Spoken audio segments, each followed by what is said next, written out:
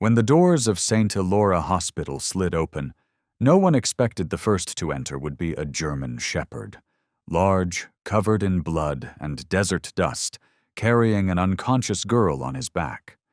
No one knew where they had come from, but the dog's eyes, locked onto the head nurse, seemed to be pleading, "Please, save this child." In that moment, the entire hospital seemed to hold its breath. And from there, an extraordinary story began, of loyalty, of choice, and of something so powerful it left the world in silence. Why did the dog act that way, and who was the girl? The sliding doors of St. Elora Hospital opened with a soft hiss, like a breath being held in the middle of the night. But what stepped through wasn't a rushing doctor, nor an ambulance siren echoing behind. It was a dog. A large German shepherd, its ash-gray coat matted with dust and dried blood, stumbled in, each step heavy yet defiant, as if holding up the weight of the world. On its back lay a little girl, small, unmoving. Her long brown hair was tangled with blood and sand, and one limp arm dangled down, lifeless. The emergency room froze. A nurse pushing a wheelchair stopped mid-hallway. A young doctor exiting a patient room stood still, and an elderly man leaning on a crutch halted, eyes locked on the silent spectacle unfolding before him. The dog walked forward. With every step, it left behind dark crimson paw prints, each one like a line etched across the silent horror gripping those who watched. In the sea of stunned faces, Alex didn't falter. No growls, no panic. The dog headed straight for the reception desk, those amber eyes, deep, burning, locked onto head nurse Evelyn March as if saying, "Help the girl, please." There was no bark, but everyone heard the cry for help. Evelyn knelt without hesitation, arms reaching out. "It's okay, sweetheart. I'm here now. You're safe," she whispered, her voice soft like a lullaby balancing between life and death. Alex stopped in front of her, gently lowered himself down, and pressed his head into her palm, as if handing her the girl's fate. Then he stepped back, eyes never leaving the child. Her body was icy. Around her neck, a swollen bite mark throbbed beneath layers of bruised skin. "She's been bitten by a venomous snake," the ER doctor shouted. "We need anti-venom, now." The hallway exploded into chaos. Medical staff rushed in. Room 3's light snapped on. Orders were barked over the rattling wheels of the gurney. But amid the storm, the dog remained still in the corridor, watching the doors that had just closed behind the girl. A security guard stepped toward him, but Evelyn raised her hand. "Number this dog. He knows exactly what he's doing. Let him stay." They named the girl Jane Doe. No ID, no records, but Evelyn didn't care about her name as much as she remembered Alex's gaze. It was the look of someone who had seen every shade of suffering and still chose to act. As doctors fought the unfamiliar venom pulsing through Mia's veins, Alex lay just outside the ICU room. No one asked him to. No one guided him. But he knew where he belonged, beside the one he brought here. His ears perked at every sound from the room. Each beeping heartbeat from the vitals monitor flickered in his eyes. Tense, unwavering, determined. A young boy in the waiting area, fresh from a blood test, pointed and whispered to his mother, "That dog's not like the ones at the park. He has the eyes of a soldier." Evelyn overheard as she held the still blank patient file in her hands. Her throat tightened. She had seen plenty: traffic accidents, cardiac arrests, even newborns delivered in public restrooms. But never, not once, had a four-legged creature made her feel like this, like standing before a comrade returned from the dead. When Mia was stabilized and moved to intensive care, Evelyn returned to find Alex still there, lying neatly, not moving, but his eyes still open. She knelt beside him. "Who are you?" she whispered. "How did you know to come here? And why her?" Alex tilted his head, then rested his chin gently on his paws. He didn't answer, but in his gaze was a strange intelligence, a silent gratitude, like part of him no longer belonged to the animal world. Evelyn gently stroked his back, fingers brushing over scars, thin, healed lines where a chain had once cut into skin. Just beneath the fur near his shoulder, she noticed a shaved patch, perhaps once for a microchip or a training mark. "Maybe you were once a service dog," she murmured, eyeing the thickened skin on his neck. "Or maybe you belonged to someone bad. But today, you did something most people would never have the courage to do." She smiled, a small, honest smile. "Thank you, Alex." The name slipped out, as if pulled from somewhere deep in her chest. And strangely, Alex looked up at that moment, just slightly, as if he'd heard something from a world far away.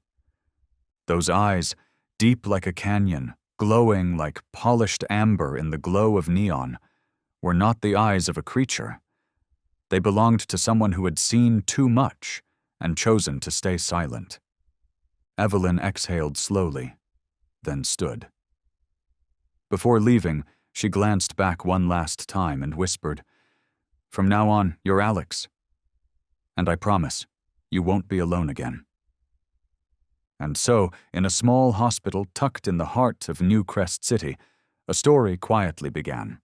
One with a German shepherd who carried the gaze of a man, and a little girl who didn't yet know she had just been saved from the hands of evil, by Alex's greatest act of betrayal, one born of loyalty. Room 4 of the intensive care unit at St. Elora Hospital had never been quieter, even as machines hummed steadily and rushed footsteps echoed beyond the glass doors. At the center of that stillness lay Mia, the unnamed girl, motionless on a white hospital bed. Soft ceiling lights washed her delicate face in warmth. Her blood-clotted hair had been cleaned and now rested gently against the soft folds of a towel. A large bruise stretched from her neck down her chest, centered around an inflamed, fang-shaped bite mark encircled by purplish skin. Lead physician Cale Morrison stood over her bed, his expression focused and sharp. Beside him, 2 nurses prepared blood test kits and IV lines. Every eye in the room stayed fixed on the monitor. Each fragile breath, each shallow heartbeat, a flicker of life still clinging on. "This venom isn't common," Cale muttered as he examined the fresh vial of blood. "We're seeing aggressive tissue inflammation and internal bleeding, possibly a pit viper or a type of cobra, but the enzyme concentration is unlike anything I've seen." Evelyn, who had been quietly watching from the doorway, stepped in with a warm cup of water in hand. "Is it possible it's from a rare species? Something outside normal database profiles?"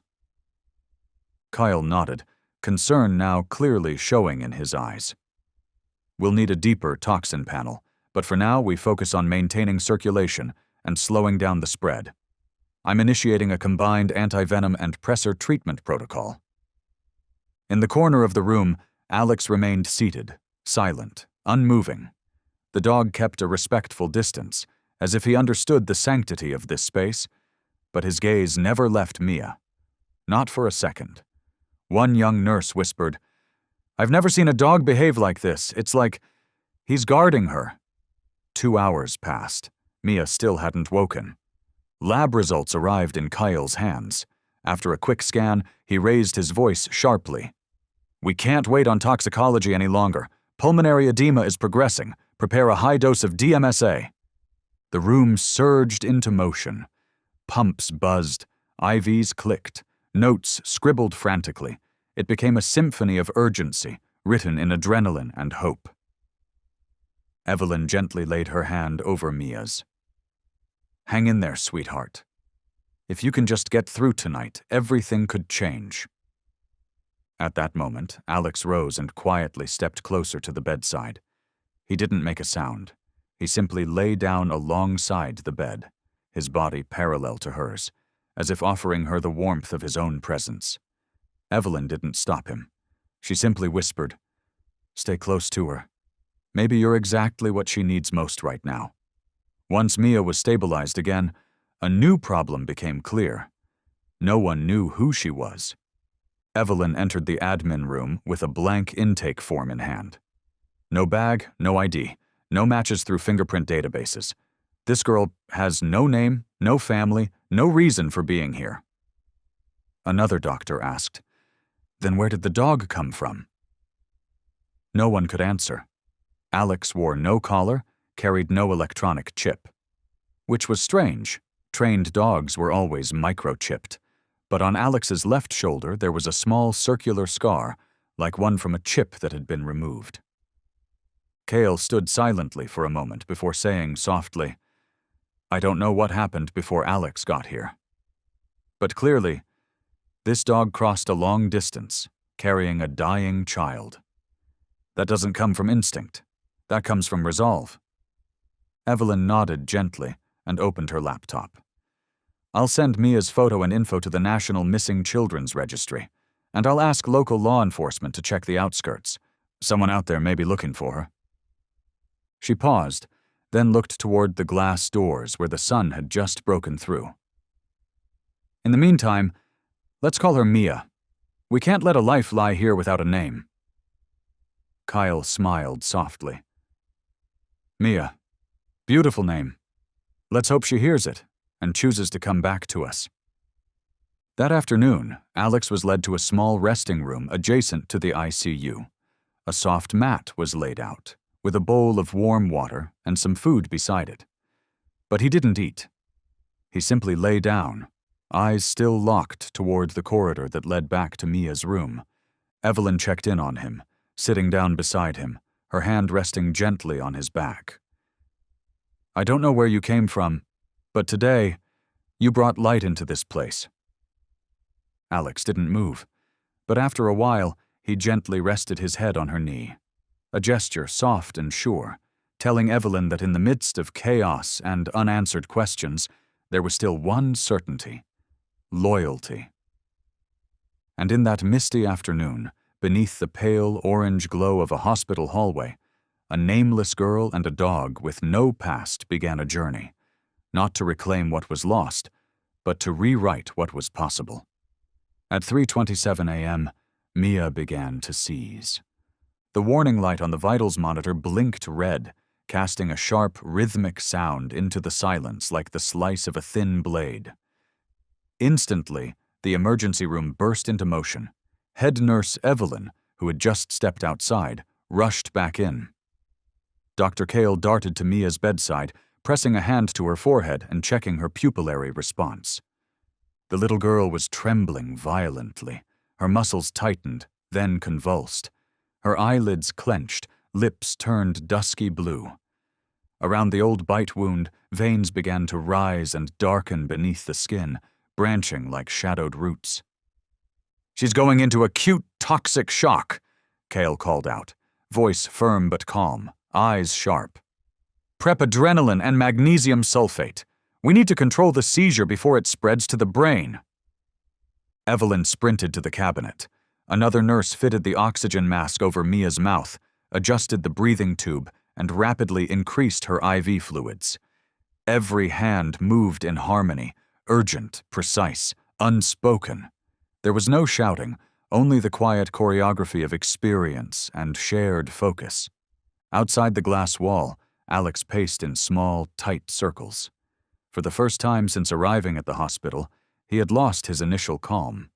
His claws tapped rhythmically on the tile floor, not out of restlessness, but from deep worry.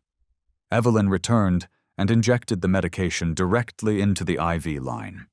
Kyle counted the seconds, eyes fixed on Mia's every movement.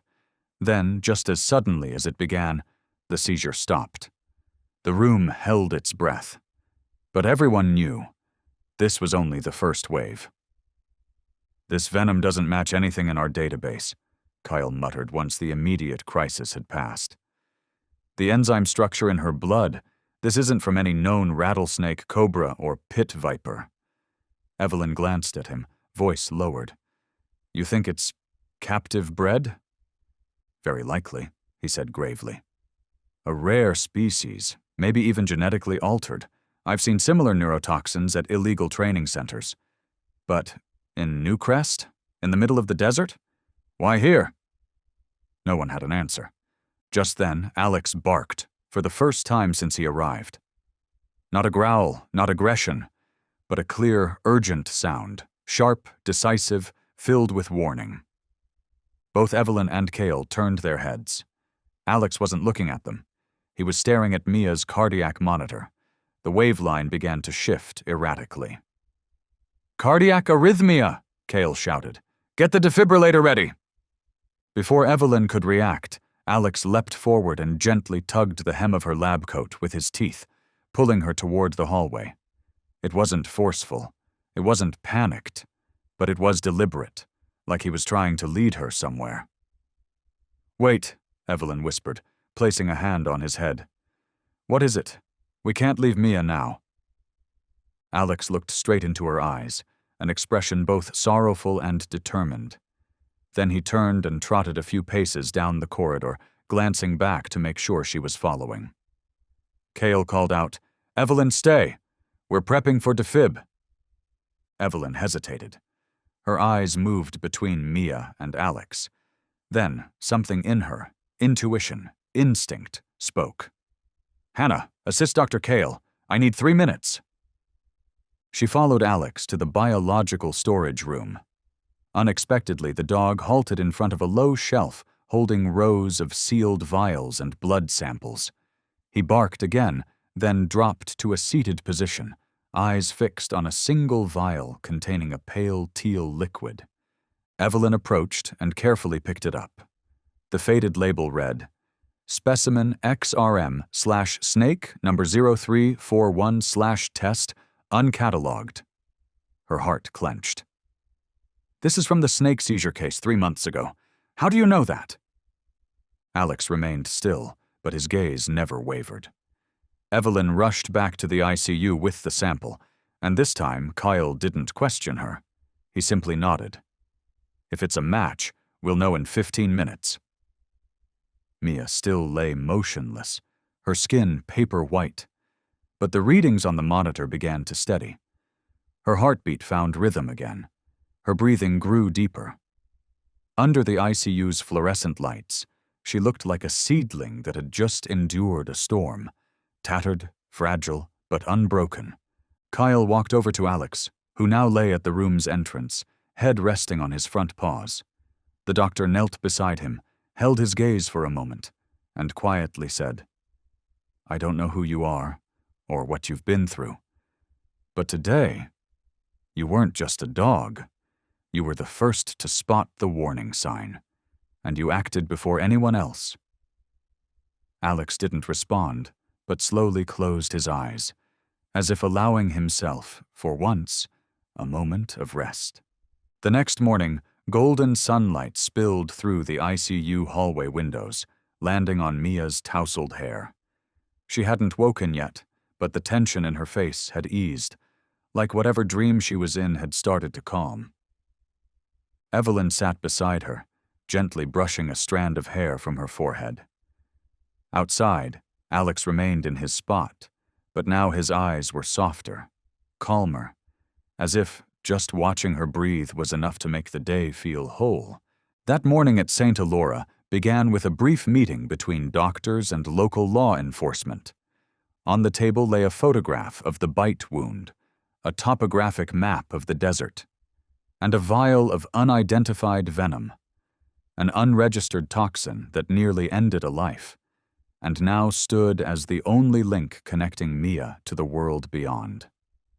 Evelyn placed a hand on the folder. "We don't have any information on the girl's relatives, but there's one thing that still remembers the way back to where she came from, and that's Alex." Lieutenant Tanner Holt, the commanding officer, looked toward the German shepherd sitting quietly in the hallway. Alex's ears perked up each time someone mentioned Mia's name, his eyes glowing with awareness. "That dog, he led you to the serum sample?" Kyle nodded. not by scent, but with deliberate action. We don't believe it was instinct. Tanner folded his arms, silent for a few seconds. I've worked with K9 units before, but a dog that can identify a biological sample, assess a patient's reaction, then act in real time to support treatment? I've never seen that. Evelyn spoke softly. Then let Alex lead the way. Not because we're out of options, but because maybe he is the right one. Later that afternoon, a small search team was assembled. 2 officers, a rescue worker, Evelyn, the only person Alex trusted, and 1 rugged SUV. Before they left, Evelyn knelt and clipped a small tracker to Alex's collar. "We're going somewhere far, aren't we?" she whispered. Alex lowered his ears, then licked her hand gently. No further words were needed. Everyone knew. He was ready.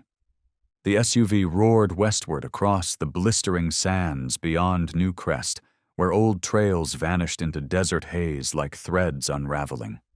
The sun burned red as it sank behind the hills, painting the landscape in scorched copper. Alex sat beside Evelyn in the back seat, eyes fixed on the passing horizon. Whenever the vehicle turned the wrong direction, he would rise, lean forward, and growl softly. After the second correction, Tanner sighed. "I don't think I'm driving anymore. I'm chauffeuring a 4-legged commander." Evelyn smiled, but her heart thudded with a quiet urgency. She had never felt anything quite like this, trusting a dog as if he were a living compass. When dusk finally swallowed the horizon, Alex suddenly pawed at the window. Tanner hit the brakes, and everyone climbed out. In front of them lay a low ridge, its base scattered with disturbed sand, human footprints, drag marks, and paw prints. "He remembers the exact way back?" the rescue worker murmured in disbelief. Alex began to run, not too fast, just enough for the team to keep pace. His nose skimmed close to the ground, ears alert, tail flicking with rhythmic control, every movement precise like a seasoned service dog on mission. After nearly 2 hours of crossing hot dunes, loose gravel, and scattered cacti, the team halted at a hollowed cliffside. There were no paths left, no signs of life, only a narrow crevice hidden behind brittle branches and awkwardly stacked rocks. Alex scratched at the stones, barking loudly. "We need light," Tanner instructed. One officer switched on a high-powered flashlight and aimed it into the crevice. The beam revealed a tight, dark passage, just tall enough for someone to crouch and squeeze through. The rescue worker tested the air. "There's a faint airflow. Might be a hollow space behind." Evelyn crouched beside Alex. "This is where you found Mia, isn't it?" Alex nodded faintly. It wasn't guesswork. It wasn't confusion. His gesture was too intentional. "Let's go," Tanner ordered, pulling on his headlamp. "We'll scout inside first. Stay shallow, stay safe." One by one, they crawled through the narrow gap. The air inside was cooler, denser, but breathable. Alex led the way without hesitation. As they moved deeper, the passage gradually widened until it opened into a small artificial cavern. Inside were traces of habitation, a worn blanket, a few cans of dry food, a rust-stained bowl of water, and a chain. On the wall, scribbled over and over in uneven writing, was a single name: Mia. Evelyn shivered. "She was here." Just then, Alex darted to the corner, where a rusted metal box sat buried beneath debris. He barked, then bit lightly at the lid. Tanner opened it. Inside lay a knife, a length of bloodied chain, and a child's necklace. A small star-shaped pendant. "This is bigger than we thought," Tanner muttered, eyes darkening. "This might have been a staging point for trafficking." Evelyn picked up the necklace. "Mia wore this. I saw it in the old ultrasound photo her mother kept." Her voice faltered. "We need to report this and get investigators out here immediately." Alex stood beside her, tension fading from his body, as if the first part of a long journey had just come to an end. On the drive back, the moon rose high, casting soft silver over the dunes. The SUV rolled across the desert, its tires carving a quiet path through the night. Behind them, a trail of footprints. Ahead, a little girl in a hospital bed, waiting to reclaim her name. And beside her, a dog who never tired, carrying the memory of a place where truth had once been buried. St. Elora was no longer just a place for healing. It had become the beginning of something new, rebirth, through the silent loyalty of a creature who refused to give up. The sky still held its cold blue-gray hue when the team returned to the desert at dawn. Dust swirled in the wind, coating the windshield like a veil of memories no one wanted to disturb. But Alex, sitting tall in the back seat, never shifted his gaze, as if a part of him was still calling back to that place, quietly erased from human maps. "We're close," Evelyn said, resting her hand on his neck. "That dark crevice last night, it was just the side door. This time we're going in through the front." The path leading down the ravine was steep, narrow, and unforgiving. No signs, no markers, everything concealed by the dry silence of the land itself. But Alex guided them with certainty, each step sure, each turn familiar, like he remembered every stone, every gust of wind that once passed through. At the end of the stone passage, the terrain opened into a flat clearing. There, a hidden compound lay silently at the heart of the desert. No metal roofs, no green tarps, just crude wooden structures pressed against the rock wall, forming a closed crescent like a world cut off from everything else. "Oh God," one young officer breathed as the first beam of light swept across the space. "This isn't a temporary shelter. This was built with intention." Evelyn stepped quietly out of the vehicle, her boots sinking slightly into the soft sand still marked by tiny footprints, as if someone had only just left. Alex froze at an entrance, refusing to move forward. Instead, he let out a soft bark and then dropped to the ground, his body low and alert. Inside the compound, scattered fragments slowly came together into a chilling picture. The first room was a crude wooden hut. A torn cotton mattress lay across the floor, strewn with animal hair and a few crumpled children's shirts. On the left wall, a row of tally marks had been carved into the planks with a nail. Day 1, Day 2, Day 3. The count stopped at Day 48. Behind the hut was an open courtyard where 3 large metal cages stood. 2 were ajar. The third remained locked. Inside was a dirty blanket, a few packs of stale crackers, and a stuffed bear missing both eyes. "There are clear signs children were kept here," Tanner said grimly, his hand tightening on the flashlight. "This setup, it was meant for long-term containment, not short stays." Alex circled the cages, nose close to the ground, then began scratching at one corner. Evelyn knelt beside him and unearthed a clump of damp dirt buried under a layer of gravel. Inside was a crumpled piece of paper, scribbled in shaky, childlike handwriting. "My name is Kai. I don't remember how long I've been here, but if anyone finds this, please find my mom. Her name is Rosa." Evelyn's hand trembled as she held the note. "This place, it wasn't just Mia. There were more." Deeper inside the central building, they entered a room that looked altogether different. A makeshift laboratory. A wooden table was cluttered with bottles, test tubes, and gas tubing. In the corner, an old refrigerator hummed faintly. Inside were several vials of murky brown liquid, and a set of X-ray scans of snakes. "I've seen this setup before," one officer muttered. "They were breeding or modifying venomous snakes for private use." Evelyn exhaled sharply. "Not private, for control. They used the snakes to manipulate the kids." On the far wall hung a large hand-drawn chart, names written in red ink. Mia, Kai, Lauren, Eli, Nora. Each name was tagged with a code, and beneath it, toxin response, psychological notes. The entire team fell silent. Alex growled low, a sharp sound that sliced through the still air. He stepped toward a closed door and nudged it gently with his paw. Tanner opened it. Inside was a tiny room, no bigger than a mattress. Long claw marks scratched along one wall, and a faint child-sized handprint, pressed in dirt, was barely visible. Evelyn couldn't stop the tears. Mia was locked in here.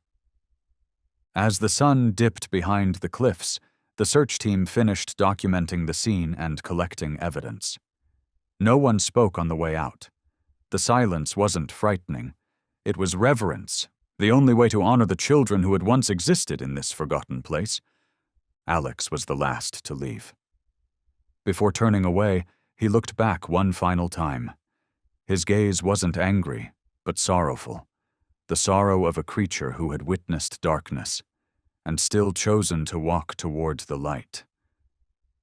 Evelyn bent down and whispered into his ear, "We'll find out everything.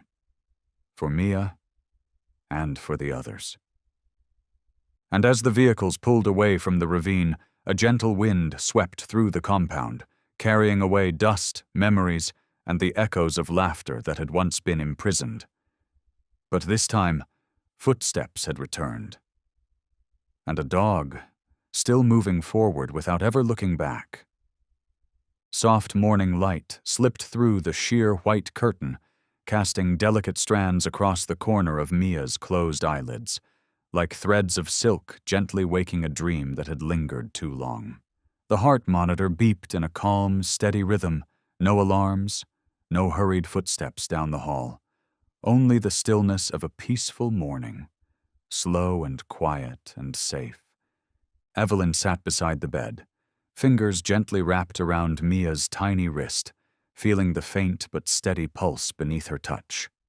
Alex lay at the foot of the bed, head resting on his paws, ears down but eyes fixed on every breath the little girl took. And then, the slightest movement. Mia's eyelids trembled. Her lashes fluttered like young grass touched by wind. A small frown formed between her brows as she inhaled deeply. The hand beneath Evelyn's shifted. "Mia?" Evelyn whispered, like calling a sprout back into the light.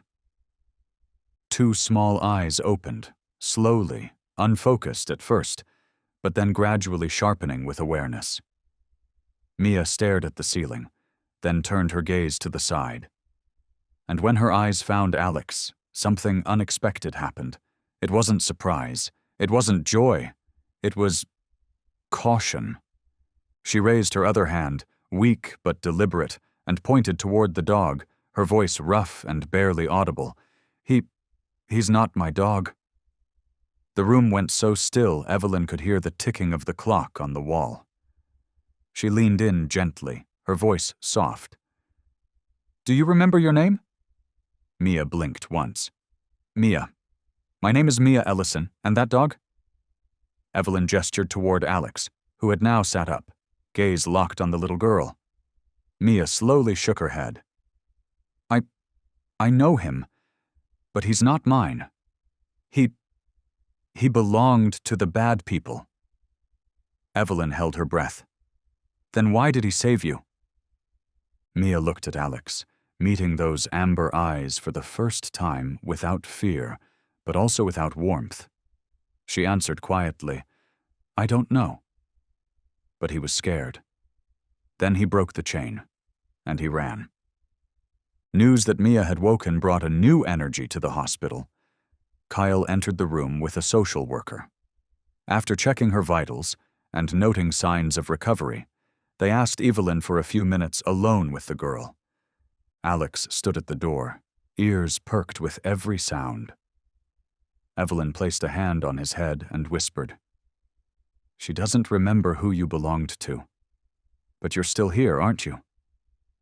Alex didn't move, but his eyes remained fixed through the crack in the door, steadfast and silent, as if waiting for something more certain than memory.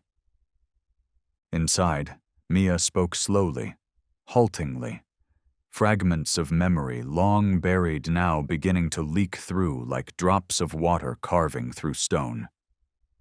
I was in a place with cliffs, smoke, and damp dirt. I remember the sound of snakes, that slithering noise. Were you there alone? No, there were others, but I don't remember their faces. I remember a dog. At first he barked a lot, loud and angry, but later, when I cried, he turned away. He didn't bark anymore. Then, once I was punished. They put a snake in my room. She trembled. Kyle nodded gently. You're safe now, Mia. Take your time. I cried a lot, and then I saw the dog's eyes. Through the door, they looked different, like he was scared too. What happened after that? That night I woke up. The door was open. He was standing there. He didn't bark, didn't run. He just looked at me. I followed him. We ran for a long time. Through sand, through thorns. Then I passed out. Mia stared out the window. Her voice drifted like it came from someplace far away. When I woke up, I was here. When Mia finished, Evelyn stepped back into the room. In her hand was a small notebook where she'd written down everything important from her journey with Alex. She sat beside the bed, placed the notebook on the table, and asked gently, "Would you like to see him again?" Mia stayed silent, eyes fixed on the door. Then she nodded softly. Evelyn opened the door. Alex stepped in. No sudden movements, no eagerness. He stopped at a respectful distance from the bed and sat. His gaze met hers, quietly, as if asking permission to be present. Mia looked at him for a long moment, then whispered, "I don't know why he came back. But I think he doesn't want to belong to bad people anymore." Evelyn smiled. Some creatures don't need words to say sorry. They just need to act enough to be forgiven. Alex slowly leaned forward, then walked to the side of the bed. Mia reached out her hand. He gently placed his head in her palm, a silent, whole moment.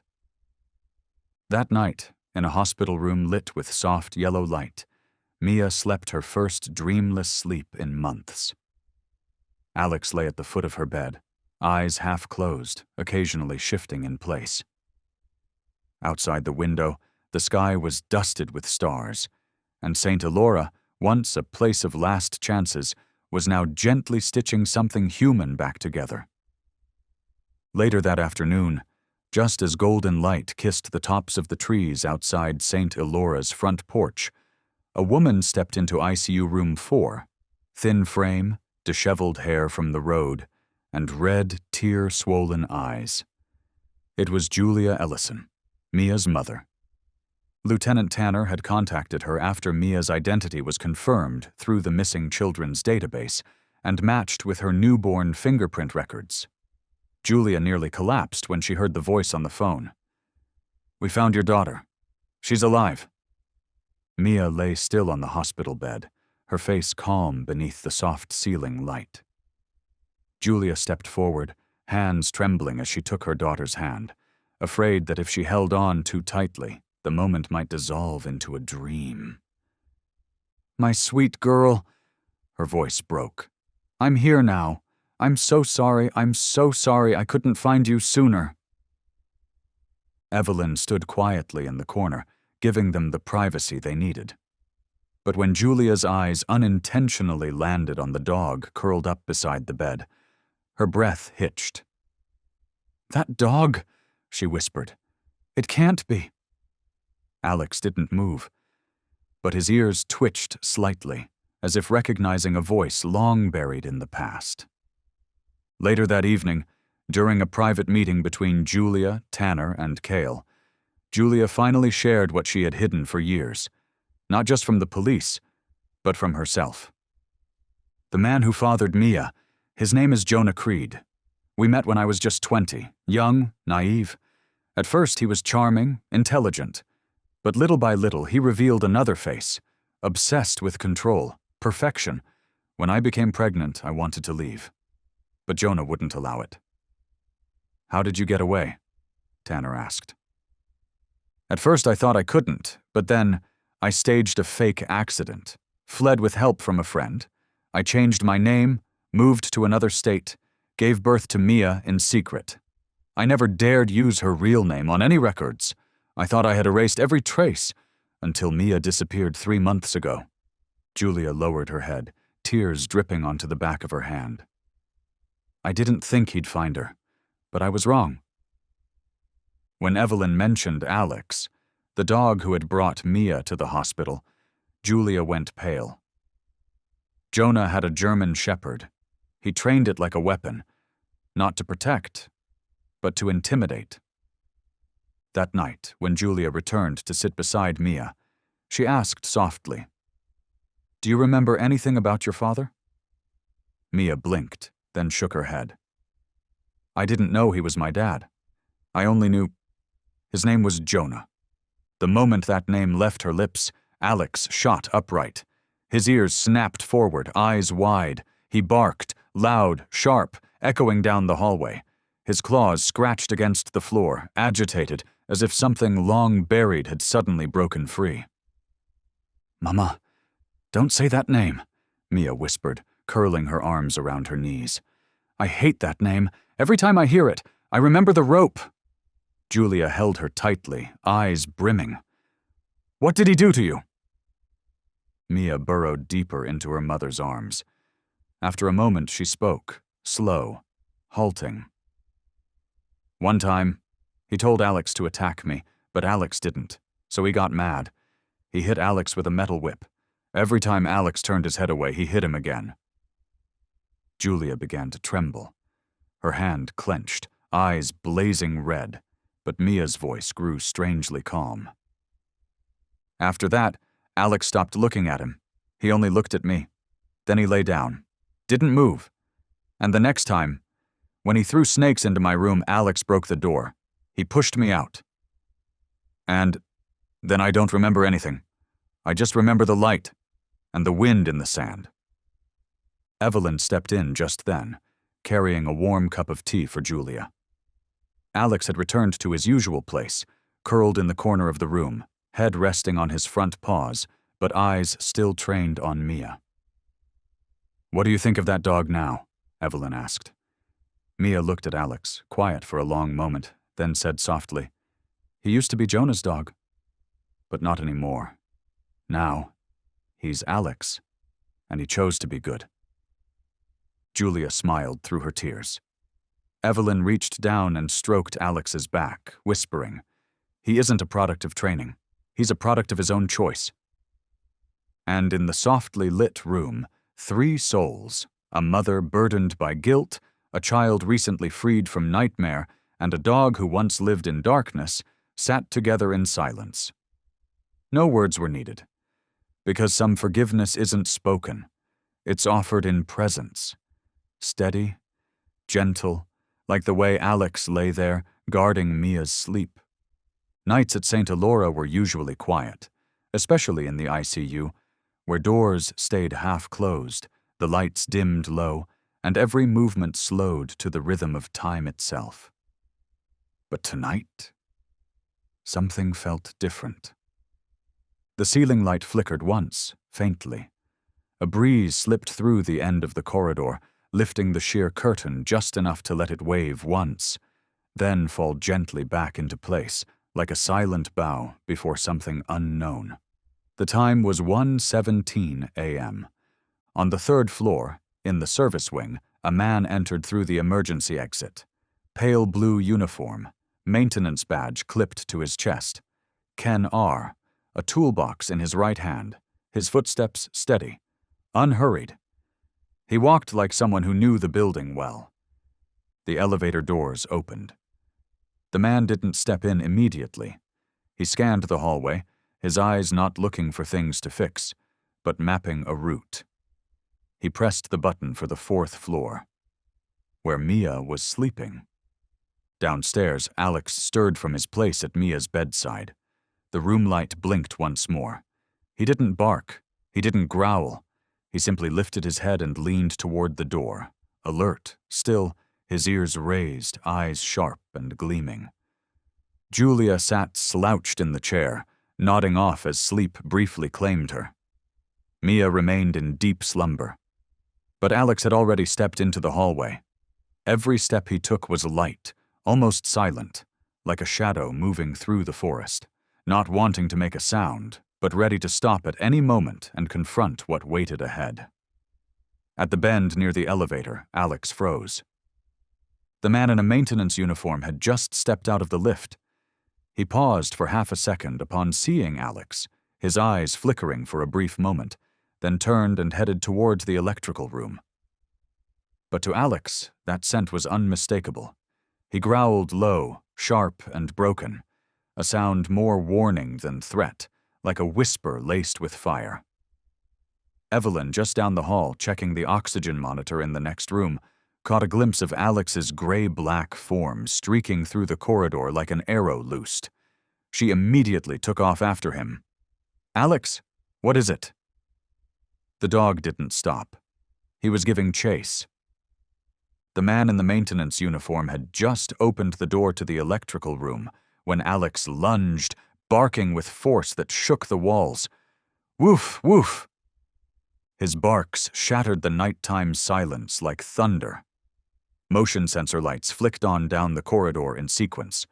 Nurses rushed out from the duty room. Evelyn shouted, "Intruder on the floor!" Inside the room, the man tried to keep calm. I was dispatched to check the circuit breakers." Tanner, on duty that night on the second floor, received the emergency alert. He immediately drew his weapon and bolted up the emergency stairwell to the fourth floor. Alex had stopped barking now. He backed up a few steps, planting himself firmly in front of the exit, growling, guarding, like a living wall between a threat and the world beyond it. And Evelyn realized something in that moment. Alex wasn't just reacting. He was recognizing. "That's him," she breathed. "That's Jonah." Tanner arrived, weapon lowered but steady. "Take your hands out of your pockets. Raise them. Now!" The man turned. His eyes were sharp, like blades. Gone was the nervous posture of a maintenance worker. He smiled faintly, a smile that never touched his eyes. "We meet again, officer." Tanner froze. Jonah Creed. Jonah removed his hard hat, revealing cropped hair and a sharp-boned, hollow face, one that had once sat on a wanted poster for years. "I didn't come here to cause trouble," he said evenly. "I just want to see my daughter. Just once." "You have no right to make that demand," Tanner snapped. Jonah narrowed his eyes. "Then if I have no right, I'll take my last option." From his pocket, he pulled out a small glass syringe filled with a clear liquid. "If you don't let me see her, I inject this. It's 10 times more lethal than snake venom." Tanner stiffened, eyes flicking toward Alex, who had inched forward, gaze locked on the syringe. He was waiting. One signal. But before anything else could happen, Mia appeared. She stood at the far end of the hallway, hair tousled, bandages still on her hands, but her eyes calm, in a way no one expected. "You're not my father." Jonah stopped cold. "My dad wouldn't lock me in a room with snakes. My dad wouldn't beat a dog for not hurting me. My dad isn't you." Alex barked once, sharp, clear, then charged. Not at Jonah himself, but at the hand holding the syringe. The attack was surgical. Alex sank his teeth into Jonah's wrist, sending the glass syringe flying into the air. It shattered on the floor, spilling the poison. Jonah screamed, collapsing just as Tanner moved in, grabbing him and locking his arms behind his back. Once everything was under control, as officers escorted Jonah down the hallway in restraints, Mia approached Alex, knelt beside him, and wrapped her arms around his neck. I'm not afraid anymore, she whispered into his ear. Because you came back. And this time, you came to protect. Evelyn lowered herself beside them, watching as the girl and the dog embraced beneath the flickering lights of the corridor. We're not in the dark anymore, Alex. We found each other, and we chose the right side. That night, St. Elora Hospital stayed lit until dawn. But in a small room on the 4th floor, where a little girl and her dog lay curled together on a soft rug, everything had returned to peace. Jonah was placed in temporary isolation under maximum security within St. Elora before being transferred to the state holding facility. The wound from Alex's bite had been dressed, but his eyes, though carefully blank, couldn't hide the rage simmering underneath. Evelyn, Kyle, Tanner, and Julia were placed under heightened security. Jonah, once the mastermind of an illegal underground compound, wasn't likely to accept defeat quietly, especially not when he knew Mia was still inside the hospital. That afternoon, the hospital corridor felt as quiet as any other day. But beneath that stillness, something hovered, something ready to shatter. "Sheriff," a nurse whispered over the intercom. "Jonah has requested to see Mia. He says he wants to apologize, and he has information." Tanner looked to Evelyn, then to Julia. "Number, that's not happening." But Jonah didn't wait for permission. At 5:26 p.m., the auxiliary wing's alarm flashed red. Security discovered his room empty. The door was intact, but surveillance footage captured a scene that sent chills through everyone watching. Jonah had retrieved a hidden syringe from the heel of his shoe and used a looped copper wire around his wrist to override the electronic lock. He was heading toward the ICU. He was heading for Mia. Alex sensed it first. He shot up, nose to the air, catching a scent thick with sweat, metal, and something else. Something that smelled like betrayal. Evelyn had stepped out of Mia's room for just a few minutes, leaving a nurse on duty. Julia sat in the corner, peeling fruit. Mia was happily drawing with the new set of colored pencils she'd just received. Jonah's silhouette appeared on the glass wall of the corridor. He walked briskly, both hands buried in the pockets of his hospital coat. Alex growled softly. In a split second, he darted through the door, slamming it open with enough force to make Julia look up and Mia drop her pencil. Jonah stood in the doorway. "Little one," he said, his voice no longer trembling. "I'm sorry I didn't protect you the way a father should." Julia moved in front of Mia instantly. "You're not allowed near her." Jonah raised his hand, and in that instant, the syringe glinted in his grip. "Step back, all of you," he shouted. "I'm not here to hurt her. I came to end this." Evelyn and Tanner reached the hallway just in time to see the scene unfold. Both froze. If Jonah plunged the syringe into himself, he could die before revealing the full truth, and the law would never uncover the network behind the compound. "Jonah!" Tanner yelled. "Stop, you don't have to do this." Jonah chuckled. "You think I'm a monster? Then I'll die like a snake, silent and full of venom." He raised the syringe, aiming it straight at his neck, but Alex launched.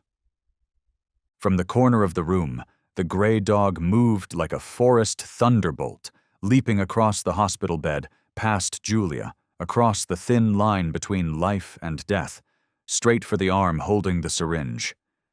The impact knocked Jonah backwards. The syringe hit the floor and rolled under the bed. Alex stood between Jonah and Mia, body tense, raised high, letting out a deep growl that echoed through the room. But he didn't bite again. He didn't need to. He was standing guard. Tanner moved in swiftly and restrained Jonah, locking his wrists in cuffs. Evelyn retrieved the syringe, her face draining of color. "This is the same compound we found at the camp. If it had been injected, it would have killed in under 90 seconds, Mia whispered, clutching Julia's shirt. "He saved me again." After Jonah was escorted away under tight security, Julia wrapped her arms around her daughter. Evelyn sat beside Alex, running her hand along his back, over the faded scar that still traced the ridge of his spine. "He's no longer a weapon," she whispered. "He's instinct that chose compassion." Alex sat down and gently rested his head in Mia's lap. She was still trembling. But in that embrace, her eyes began to glow again, not just with gratitude, but with newfound trust. "He doesn't have to belong to anyone," Mia said softly. "He's Alex, and he's family." That evening, the hospital returned to peace. Outside, the sunset laid a warm orange blanket over the lawn. Julia read her book. Mia added more color to her sketch. And Alex, curled up at the foot of the bed, breathed steadily, as if the chaos of the world had finally left them alone. But everyone knew. A brutal chapter had just closed. And the greatest miracle wasn't that Alex stopped an attack. It was that he redefined survival through a leap of trust. No one noticed when Alex began to slow down. After Jonah was subdued and taken from the hospital, while people hurried to talk about Mia's survival, the shattered syringe, and what tomorrow's court session or investigation might bring, Alex, the quiet hero of it all, quietly retreated to the hallway. He didn't bark. He didn't lie down. He simply walked toward the corridor window. His silhouette blended into the amber light of dusk. And then, without a sound, Alex collapsed. "Alex?" Evelyn was the first to see him fall. She ran, dropped to her knees, pressed her hand to his neck. His pulse was faint, breathing, barely a thread. "Someone call Dr. Cale, now!" Mia broke from Julia's arms and ran over. When she saw Alex lying on his side, eyes half closed, body unmoving, she froze in place. No, he's okay, right?" Her voice trembled. Cale arrived within minutes. He knelt beside Alex, examined him quickly, and let out a long, heavy breath. "He's going into shock. Could be internal trauma, or a reaction from the impact." "What does that mean?" Evelyn asked, visibly shaken. "It's possible when he struck Jonah, an old injury reopened or—" Kyle hesitated. A shard of the broken syringe pierced soft tissue. "Can you fix it?" Mia asked, her eyes red and wide. Kyle looked at her, then slowly shook his head. "We'll try everything we can. But Alex is a fighter, and fighters sometimes need a miracle." Alex was rushed to the special veterinary treatment unit in the hospital's adjacent wing, just a few buildings away. The head vet, Dr. Ingrid Morris, quickly ordered an X-ray and emergency fluids. The results left everyone breathless. A thin, nearly invisible metal fragment had lodged itself deep inside Alex's chest cavity, causing microtrauma to his left lung. If not treated soon, Alex wouldn't survive the night.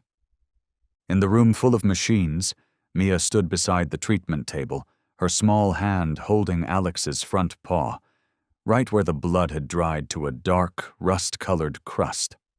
"I don't know how to pray," she whispered, "but if anyone is listening, I just want to ask for him to stay."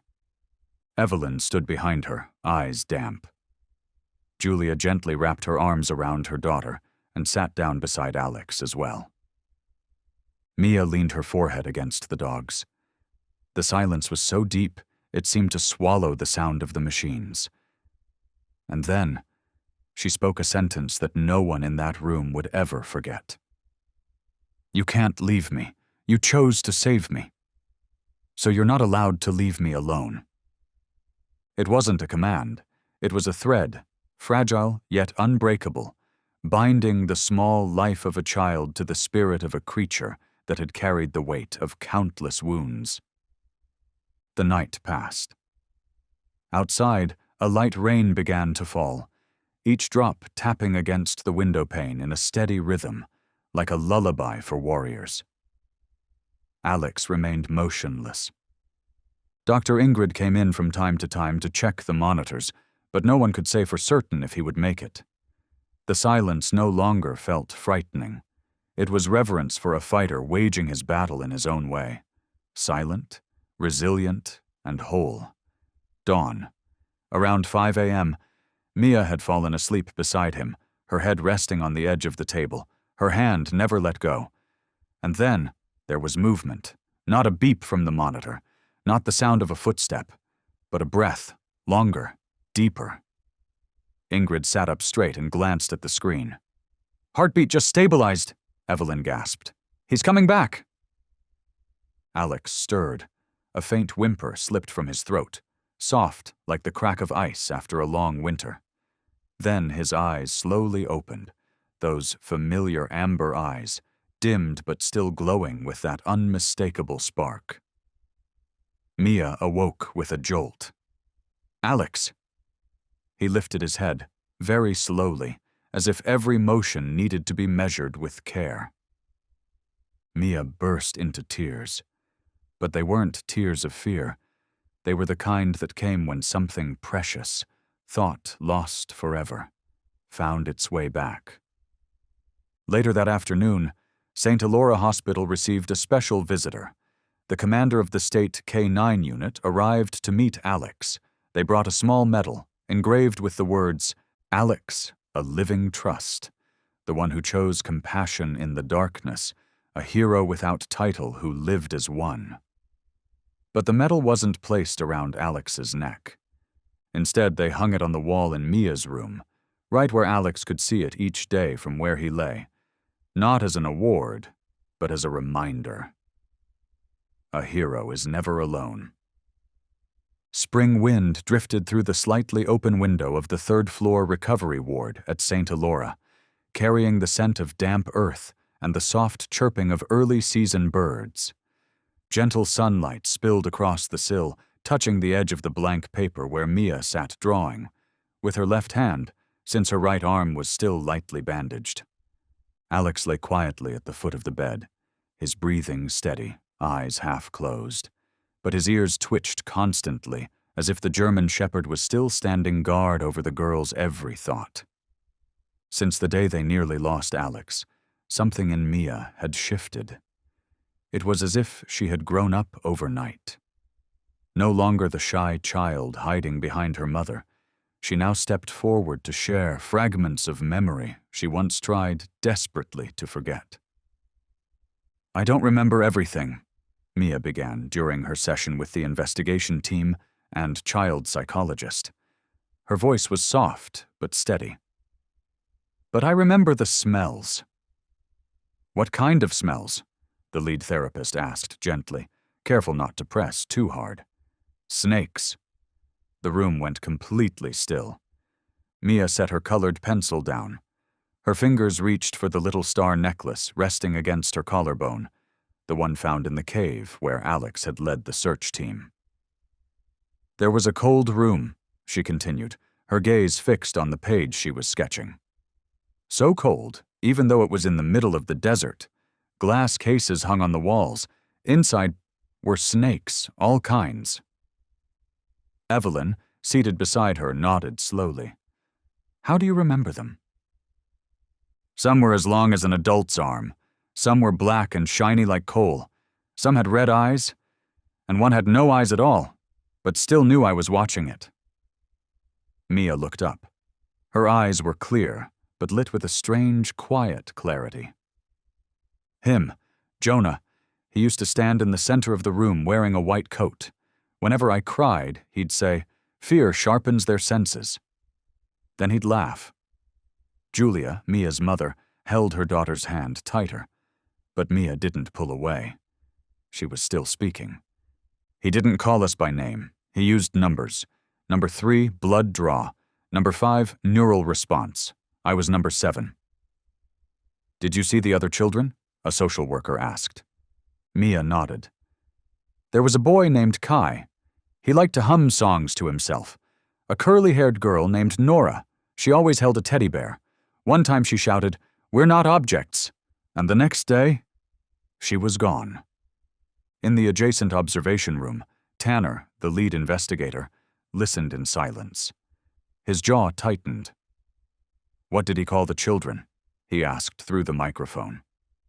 Mia answered at almost the exact same moment from the other room. "Jonah said we were his perfect collection. He said, a living collection. Each child is a reaction mechanism, a breathing experiment period."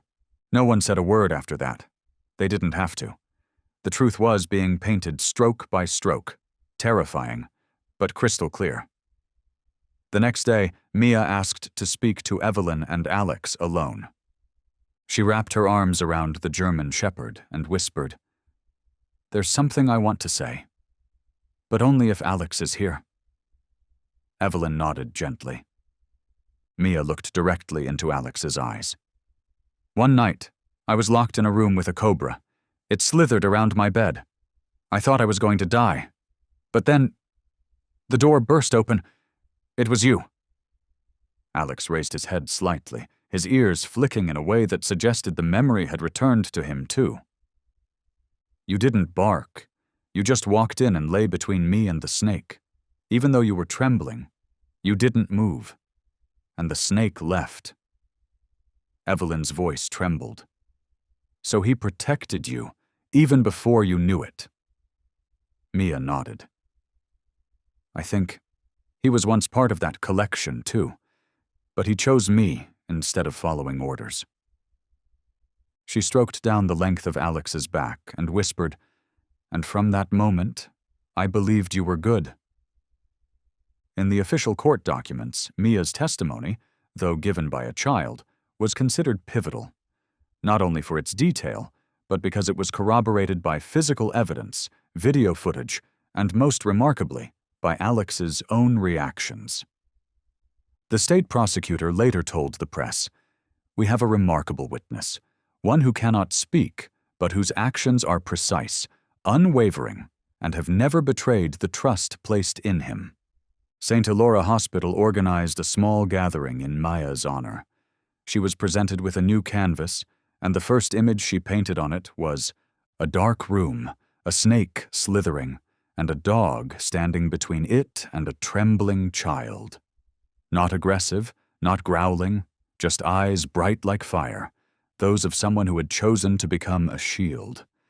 That evening, as Alex lay curled at the foot of her bed, Mia sat on the blanket above him, resting her hand on his back and whispering, "Tomorrow I'll tell them everything. For the kids who didn't make it back. And for you, the one who taught me that bravery doesn't need to be loud." Outside, the hallway lights glowed softly, but inside the room, the warmest light came from a child and a dog, two beings once known only by numbers, now finally being called by their names. On a May morning, the state court opened a closed-door hearing regarding the Desert Serpent facility, a case that had shocked the nation when the main perpetrator was revealed to be Jonah Creed, a man who had evaded capture for nearly a decade. Mia wasn't the only witness, but she was the most compelling one, not because of her age or testimony, but because of who sat beside her. Alex. On the witness stand, Mia sat with her mother and attorney, and Alex, no muzzle, no leash, lay calmly at her feet. He wore a soft harness with a single tag that read, "Honorary Witness." Before the court session began, Tanner handed the investigation team a confidential file. Inside it was a military-grade training dossier for an assault dog, codename, a 014, Cerberus. The photos left no doubt. It was Alex. But what stunned everyone was the annotation. Notable traits. Near total obedience, but occasionally shows hesitation when commanded to attack children. Prone to emotional disruption when the target is a vulnerable individual. Additional note, not recommended for psychological control missions involving minors. Kyle read that excerpt aloud during the hearing. Mia gripped her mother's hand tightly, and Alex, silent, eyes closed, remained still. The prosecutor leaned forward. "So, Alex was trained to attack, but he refused to carry out the mission, and was dismissed from the program?" Tanner nodded. "Not only that, After being returned to the facility, Alex was reassigned from active operations to presence control, meaning he was positioned near children as an intimidation tool. And in that situation, he resisted. Number not resisted, Tanner replied. He pretended to obey. A handwritten log by a technician arrested during the raid revealed a 014 stopped barking when given commands, but still followed every basic directive. We thought it had been mentally broken until kids started vanishing from the system. They slipped out during shift changes, always the shifts where A014 was posted. At first we thought it was coincidence, but by the third time, we suspected. One child scribbled on the stone wall, "Alex watches over us. He doesn't bite." Evelyn, called to testify, stood before the court and said, "No one taught Alex the difference between right and wrong. No one told him to lie between a trembling child and a cobra. No one ordered him to drag Mia out of the desert across more than 10 kilometers of searing heat to find a hospital. And no one instructed him to remain silent, to endure, just to protect lives no one had counted. What some might call betrayal of training protocol?" Evelyn paused, then glanced down at Alex. "To us, it was the purest form of loyalty." Mia was later granted permission to address the court. She didn't cry, didn't tremble. She simply sat up straight and spoke every word with clarity. "I don't know why a dog trained to do bad things would choose to do good, but I do know, if Alex had obeyed Jonah that day, I wouldn't be alive to sit here now." She turned towards the silent German shepherd at her feet. "And I don't think he betrayed anyone. I think he saved himself from becoming a dog with no soul." No one clapped, but the room held its breath. Following the hearing, the court issued formal charges against Jonah Creed, not only for child abuse and abduction, but for the unlawful use of conditioned animals as psychological weapons against minors, a rarely used statute that, in this case, set a historic precedent. In the headlines, they called it the trial where the strongest witness told the whole story with nothing but his eyes. That evening, as everything came to a close, Evelyn took Mia and Alex to the small park behind the hospital. The sun was setting. The grass was soft. A breeze moved gently through the air. And Alex, no longer bracing himself for the next command, lay peacefully beside Mia, breathing with the calm of someone finally allowed to rest. "What do you think of Cerberus?" Evelyn asked, running her hand over his ear. Mia shook her head. "That name doesn't fit." "What name would you choose?" Mia wrapped her arms around Alex. "I already did. Alex means protector. He's a friend, a dog who betrayed cruelty, to stay loyal to the children no one counted." Alex didn't respond. But the way he looked at Mia, that gaze, was one the whole world could understand. A creature once forced into obedience had chosen love instead, and called it freedom. The morning after the hearing, the sky over St. Elora felt unusually gentle. Pale sunlight filtered through the trees lining the hospital courtyard, creating scattered patches of light, like the place itself was learning to breathe again, one peaceful rhythm at a time. Alex lay beside Mia, legs stretched out, breathing evenly, but eyes wide open, alert, listening. Julia was preparing tea when the phone rang. An unfamiliar number flashed on the screen from a different state. "Hello, this is Julia Ellison," she answered, her voice still soft from the emotional exhaustion of the previous day. There was silence for a few seconds on the other end. Then a woman's voice came, fragile and trembling. "You're Mia's mother?" Julia tightened her grip on the phone. "Yes. Who is this?" "I'm Claire. I was Jonah Creed's first wife." Claire agreed to a video call, and within minutes, her face appeared on the hospital's conference room screen. A woman in midlife, her hair streaked with gray, and eyes heavy with the kind of weariness that only comes from a past too restless to sleep. I probably shouldn't be calling, but when I saw Mia on the news and saw that dog, Alex, I knew it was time to speak the truth I've never dared to tell. Evelyn, Tanner, and Cale sat together inside the room. Mia remained just outside, held gently by Julia, only brought in when absolutely necessary. Claire swallowed hard. I met Jonah when we were both studying pharmacology.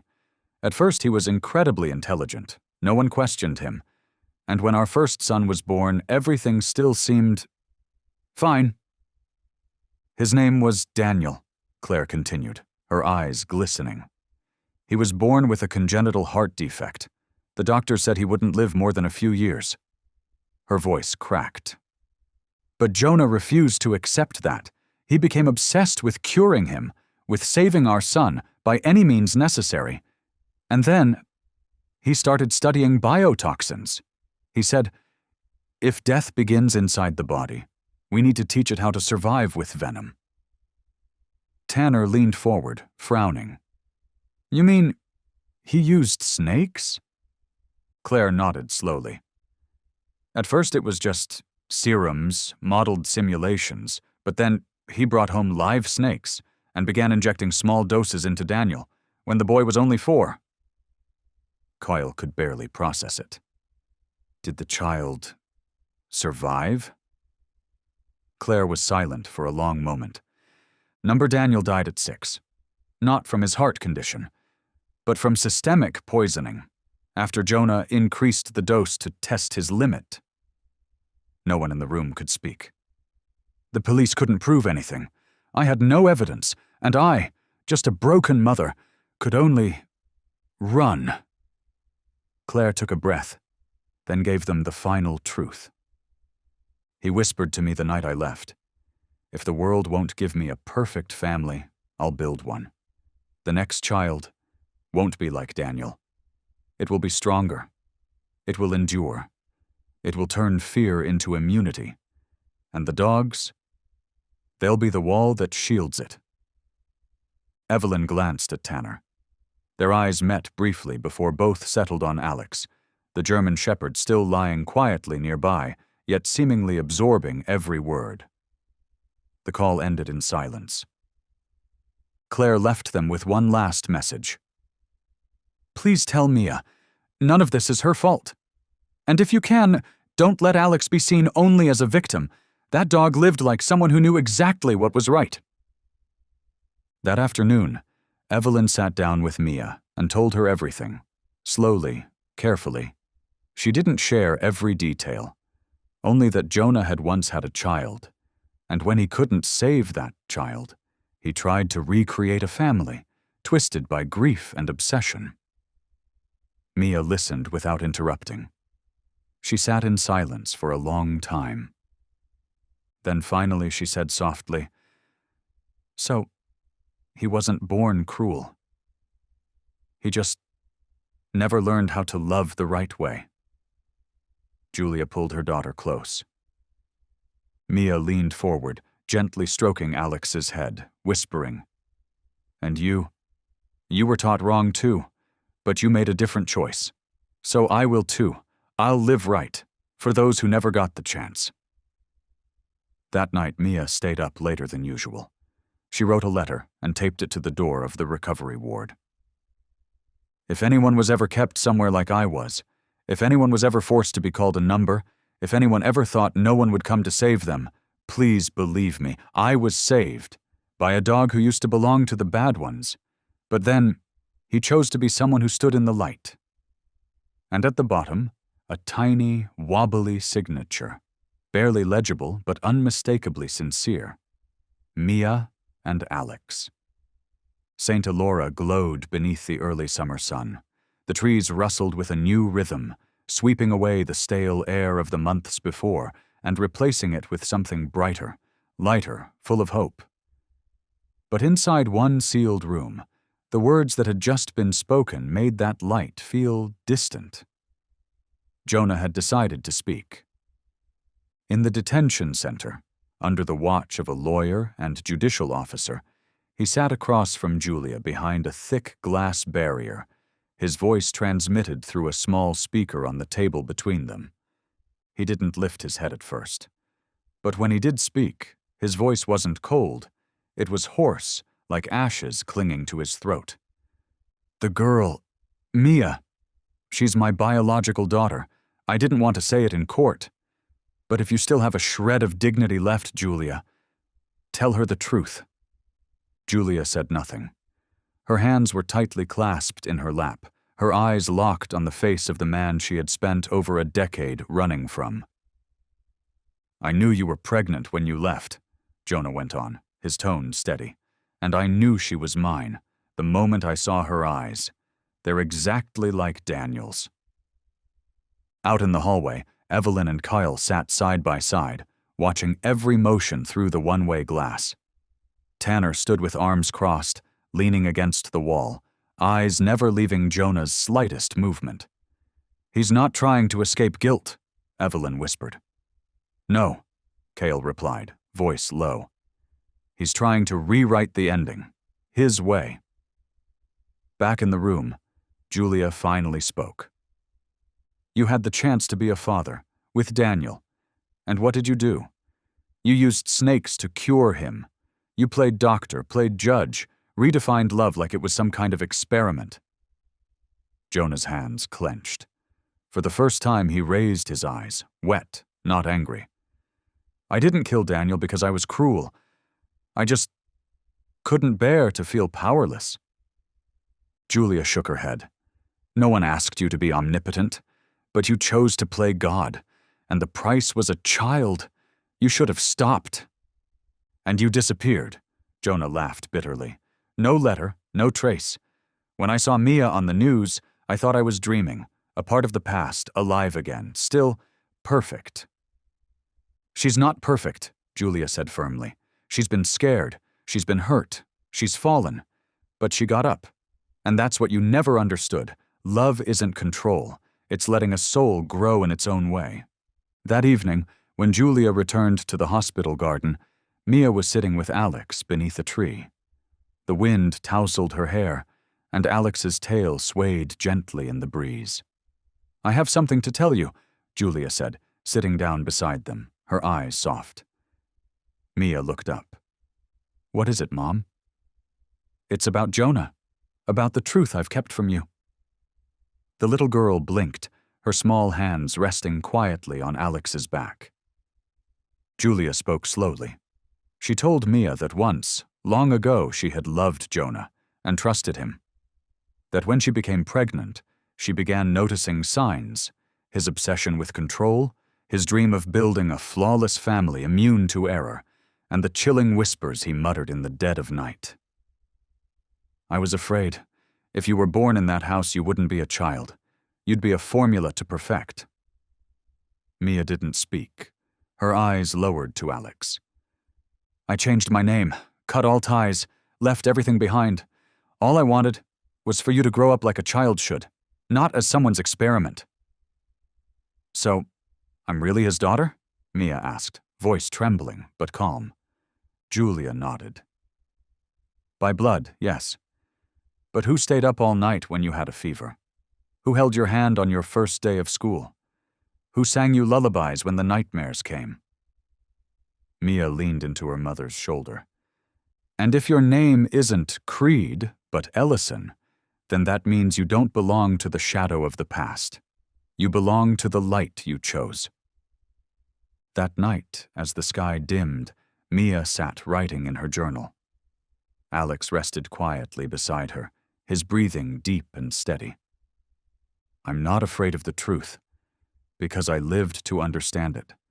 Because Alex made sure I wouldn't become part of Jonah's broken dream. And because my mom, who chose to run, not out of weakness, but with the courage to begin again.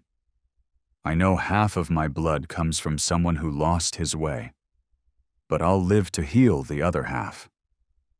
She finished the entry with a drawing.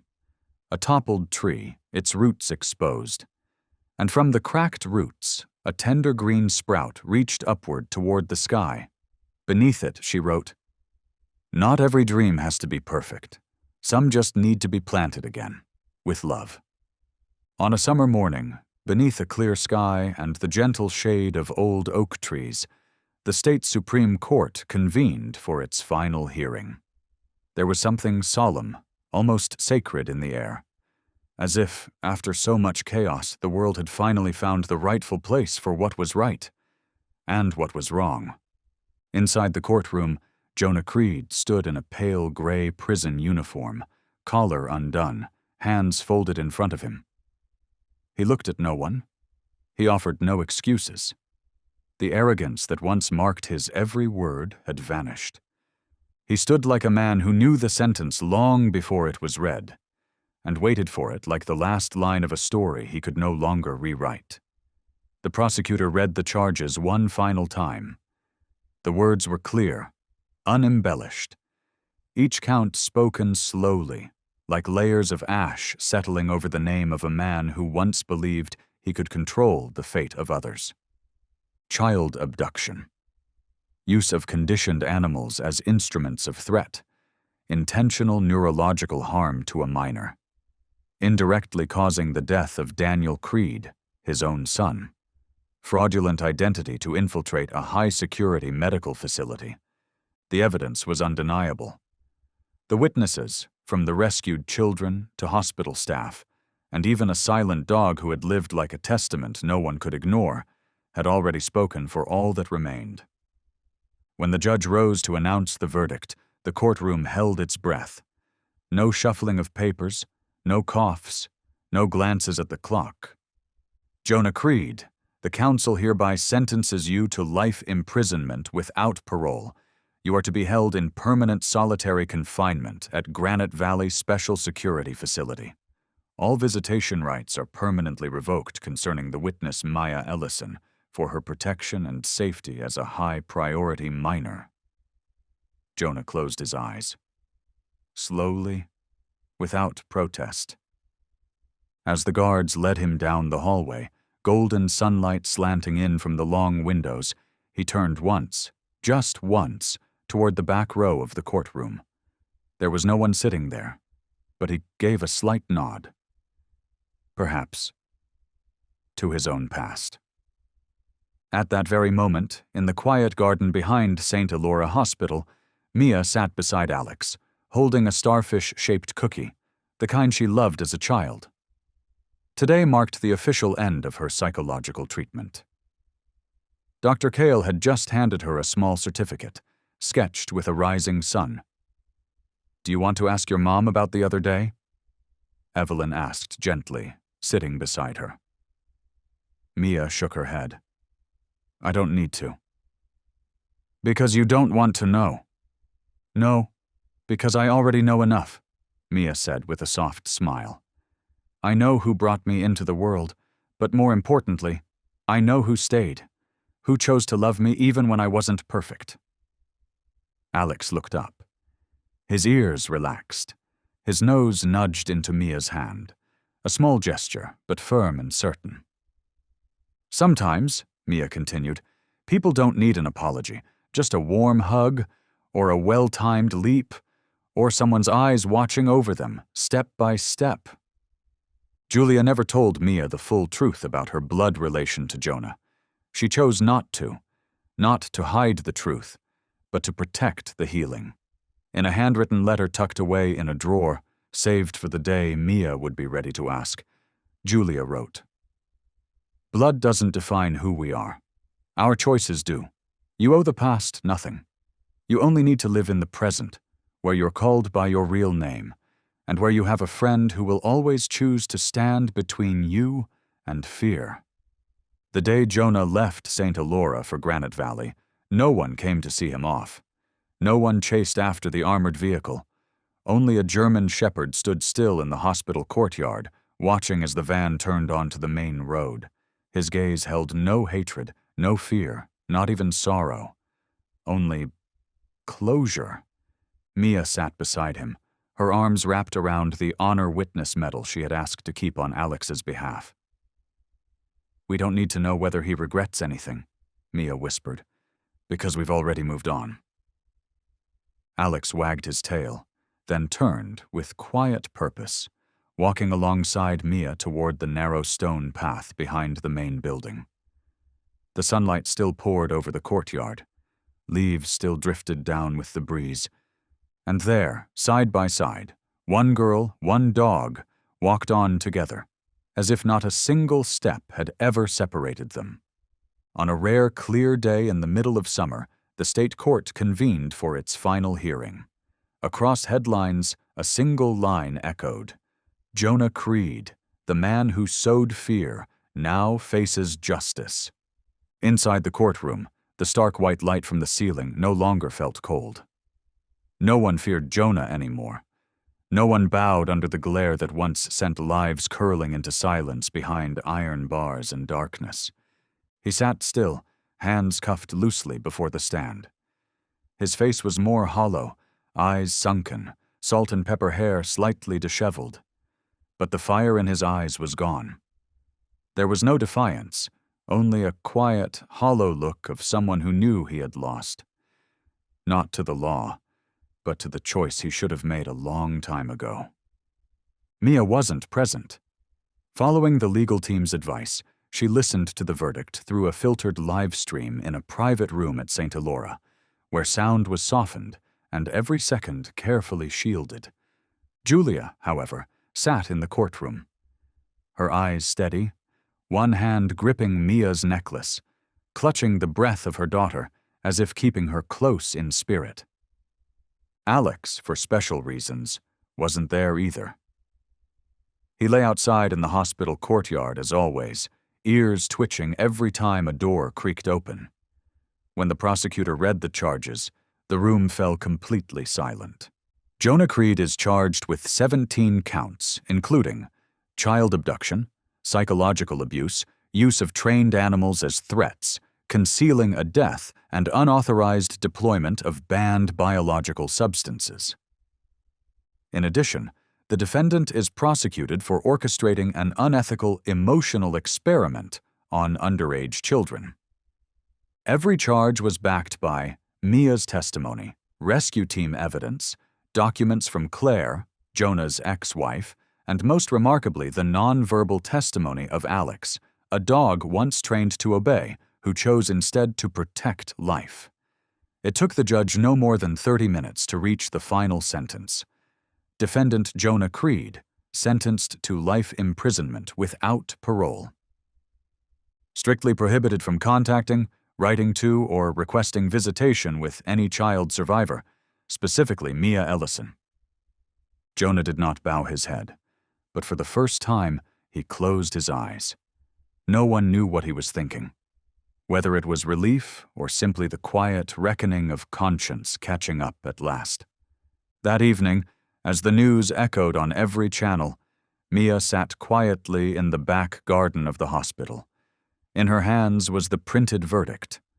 Beside her, Alex lay peacefully, one paw crossed over the other.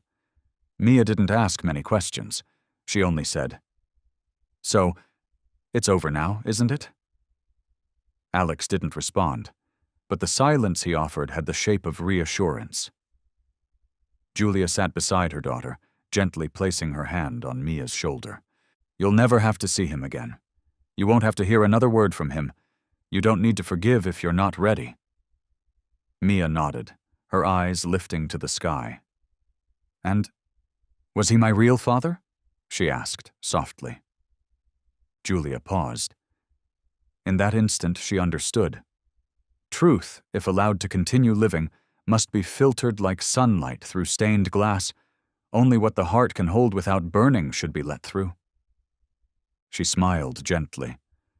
"Your father is the one who chose to love you, who accepted you, protected you, and always stood on the side of light. That person is still right here." Mia turned to Alex. "Then I guess I have two fathers, one by blood who couldn't hold on to me, and one who never needed words, but I trusted anyway." She leaned down and wrapped her arms around Alex's neck. "Thank you for not following orders. Thank you for betraying the wrong to choose what's right." A week later, Mia was discharged. That morning, St. Elora held a small farewell gathering. No flowers, no cameras, just the people who had walked this path with her. Evelyn held Mia tightly. Cale rested a hand on Alex's head in silent blessing, and Julia walked hand in hand with her daughter through the same gate they once entered in fear. Now, they stepped out with new hearts. Mia would never know that Jonah was her biological father, and she didn't need to. Julia kept her promise, to bury that truth so her daughter would never have to live between the cracks of nature and consequence. Mia would grow up with memories clear enough to remember courage, but gentle enough not to dim the light that remained. And in the story she would someday write, starting with the words, "There once was a dog trained to attack, but he chose silence. Then he chose to protect. Then he chose to love." She never mentioned Jonah, only Alex, and those who walked through pain, so no one else would have to walk alone again.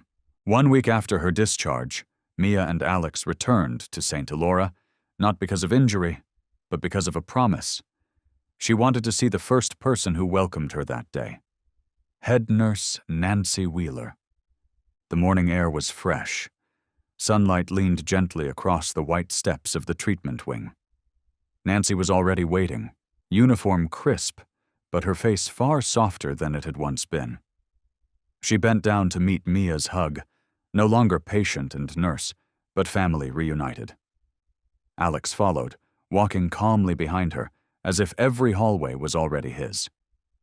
Nancy led the two of them to the back garden, a quiet space where stone benches nestled beneath whispering cypress trees, and red brick tiles peeked gently through the grass, each square bearing the imprint of children who once planted flowers and carved their own little messages into time. Mia remained silent along the way.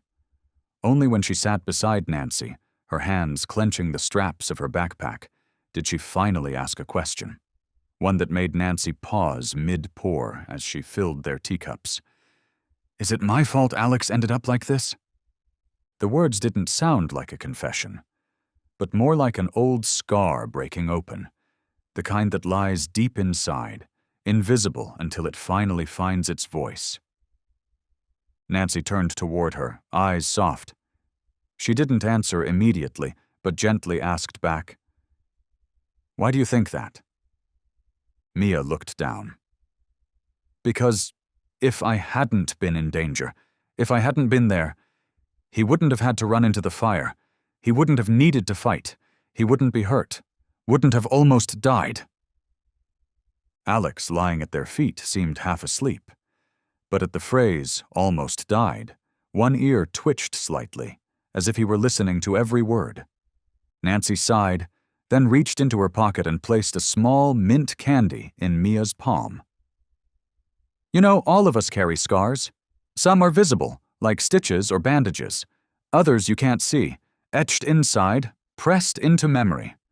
Your scar is the question you asked today, and Alex's scar is a choice." "A choice," Mia echoed. Nancy nodded. "You didn't force him to save you. You didn't make him cross the desert or face Jonah. He chose to. Not because you were weak, but because he saw something worth protecting. Just like your mom once chose to walk away from Jonah.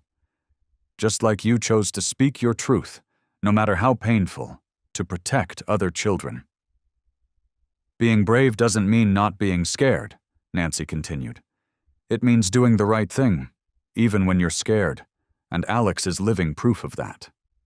At that moment, Kyle, the emergency doctor who'd once saved Mia, stepped into the garden.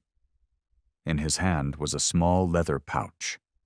He smiled, nodded at Nancy, and knelt to stroke Alex's back. "Still hanging in there, buddy?" Alex cracked open one eye, exhaled, and gave a single flick of his tail, an answer, quiet but full. "Dr. Cale," Mia said softly, "I once asked if he was ever afraid."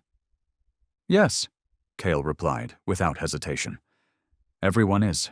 But Alex knew, if he didn't move forward, you wouldn't have had another chance. He handed the pouch to Mia. Inside is the first heart trace we recorded when Alex was rushed into surgery. Look here, he pointed. The rhythm was jagged, broken, but still steady. He didn't give up, Mia. Not because he thought he'd survive, but because he didn't want to leave you alone. Mia clutched the pouch to her chest, eyes blurring, not from guilt this time, but from the quiet relief of knowing she hadn't fallen alone. That evening, Mia slipped a small note between 2 bricks beneath the tree in the back garden. It read, "We all carry scars." But scars don't mean we were weak. They tell the story of when we were brave, even when no one asked us to be. And when the sky turned lavender, Mia and Alex left St. Elora, hand in paw, one girl whose heart had just been stitched back together with trust, and one dog who was once trained to attack, now using those same feet, to walk beside someone into whatever came next. After all the times he had laid between life and death, after every lunge that held both instinct and sacrifice, Alex was finally going home. Not to a shelter, a hospital, or a training cage, but to a true home. Julia's little house sat quietly beneath a maple tree at the end of the street, with a backyard wide enough for a dog to stroll slowly, and a sunlit window perfect for an afternoon nap. Alex was allowed to lie anywhere he liked, but he chose to curl up beside the bookshelf. And that wasn't a coincidence. "I'm going to read to him every day," Mia said, her hand resting on the spine of an old book titled The Sleepless Night Watchman. Julia chuckled softly. "But sweetheart, Alex can't read." Mia didn't answer. She just leaned down and gently stroked the dog sleeping on his side, breathing evenly. He doesn't need to read. He just needs to hear good things. Alex's recovery wasn't fast. The surgical scar on his left hind leg, left from the final confrontation with Jonah, had healed, but one major tendon wouldn't regenerate. The vet had been blunt. Alex will have a limp for the rest of his life. But Alex didn't seem to mind. He still walked with Mia every morning, slow but steady. At the park, when they came across playful puppies, he simply sat and waited, letting them whirl around him before calmly rising. No barking, no showing off. As if Alex had forgiven his own body, forgiven what others might call weakness. But for him, it was proof he was still alive to keep going. Every afternoon, Mia brought out a book to the porch, a different chapter each day. Fairy tales, children's stories, even entries from her own private journal. "Listen, okay?" Mia would say, resting her head on Alex's shoulder. Once upon a time, there was a night watchman who didn't know how to sleep. But instead of being sad, he started guarding other people's dreams. And every night, he found a fear and stood right in front of it. Each word Mia read wasn't for spelling practice, nor for pronunciation. It was more like a quiet confession. To herself. And to Alex, the one who listened simply by lying still. One afternoon, when golden sunlight spilled across the wooden floor, Julia walked in and found Mia holding a book, though she wasn't reading anymore. The girl was writing something on the blank inside cover. "What are you writing?" Julia asked. Mia looked up and smiled. "I'm giving it a new ending, one that Alex would like. Want to read it to me?" Mia nodded. And when the watchman finally learned to sleep, he didn't have to face the fear alone anymore, because next to him was a little girl who read to him every night about beautiful things. And the two of them slept peacefully, not because the world was safe, but because they knew. Together, they could face anything. Julia bent down and kissed her daughter's forehead. "You're not just writing for Alex, sweetheart. You're rewriting yourself." Mia smiled, her eyes shimmering. "I just want him to know, even if he's not as fast as before, even if he can't jump like he used to, he's still Alex to me. the hero who knows how to forgive. That night, with the moon hanging quietly behind the trees, Mia fell asleep on the sofa by the window. The book had slipped onto the carpet. The night lamp glowed in a soft amber hue, and gentle music played from the small speaker in the corner. Alex lay by the foot of the couch, breathing steady, eyes half open, not fully asleep, not quite awake. Perhaps the pain still lingered. Perhaps the wound deep inside hadn't fully quieted. But in that space, surrounded by soft reading, by the warmth of a child who chose to love instead of blame, Alex was no longer the dog of the past. He was part of the home, a memory that forgave, a living reminder that we don't have to be whole to be loved. One Sunday morning, as the kitchen filled with the scent of warm pastries and fresh coffee, Mia carefully tied a red bandana around Alex's neck. The cloth had a faint paw print on it, a gift from her classmates, who called him the dog who listens. Julia stood beside them, smiling. "Who are you dressing up for?" Mia straightened the fold of the scarf, proud. "For him. He's the guest of honor today." "Honor where?" Julia asked curiously.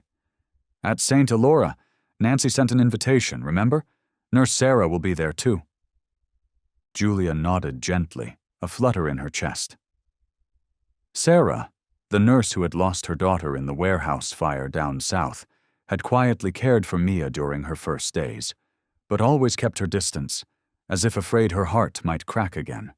And now, without a single word, without trying to impress, Alex had slowly dissolved that distance. When the three arrived at the hospital, the back garden had been cleared. A long wooden table stood in the grass, flanked by beige-cushioned benches. Nancy wore a soft floral blouse, her hair neatly tied back, and smiled as Alex approached. "Well, here comes our hero," she said, bending to stroke his head. "Do you know what today is?" Alex looked up, tail swaying gently, as if he truly understood.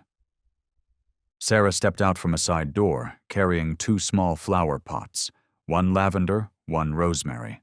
Her face still held a quiet sadness, but something was different today.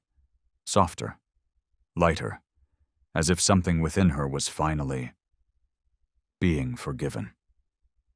"We thought about creating a little space called Alex's Garden," Nancy said, gesturing for Mia to take a seat. "A place where people can sit quietly, read, or simply breathe."